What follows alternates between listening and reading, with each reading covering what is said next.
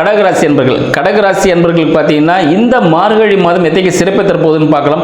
கடகராசிக்கு 2இல் கேது பகவான் இருக்கிறார். அப்போ என்ன பார்த்தீங்கன்னா உங்களுக்கு வருமானம் கொஞ்சம் சுருங்கக்கூடிய ஒரு அமைப்பாக இருக்கலாம். சரிங்களா? தொழிலில் சில பிரச்சனைகள் ஏற்படலாம். ஏன்னா 2ஆம் அதிபதியாக சூரிய பகவான் 6ல் போய் இருக்கிறார். அப்போ உங்களோட முதலாளிகள் இல்லை உங்களுக்கு மேலே ஒர்க் பண்ணுறவங்க அவங்களால ஒர்க் ப்ரெஷர் அதிகமாக வரதுக்கான வாய்ப்புகள் உண்டு. நிறைய வேலை செய்வதற்கான சூழ்நிலை ஏற்படும். நிறைய வேலை செஞ்சாலும் அந்த அளவுக்கு ஒரு நல்ல பேர் கிடைக்குமானா கிடைக்காது. அதுக்கேற்ற ஊதியமும் கிடைக்கிறதுக்கான வாய்ப்புகள் குறைவு. ஏன்னா 2ல் கேது இருக்காரு. அதனால ஊதிய குறைபாடு ஏற்பதற்கான வாய்ப்புகள் உண்டு. கூட்டு குடும்பம் சிதறி தனி குடும்பமாக மாறக்கூடிய ஒரு அமைப்பும் இந்த காலகட்டத்தில் ஏற்படுற வாய்ப்புகள் உண்டு. உங்களுக்கு 8ஆம் அதிபதியான சனீஸ்வர பகவான் 9ல் இருக்கிறார். ஸோ உங்களோட பிரச்சனைகள் எல்லாம் உங்கள் தந்தையின் உதவியுடன் உங்களுக்கு தீரக்கூடிய ஒரு அமைப்பாகவும் இருக்கிறது.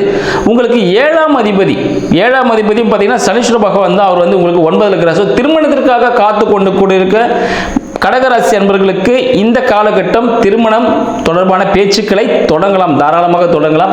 உங்களின் 6க்கும் 9க்கும் அதிபதியான குரு பகவான் உங்களுக்கு 12ல் இருக்கிறார்.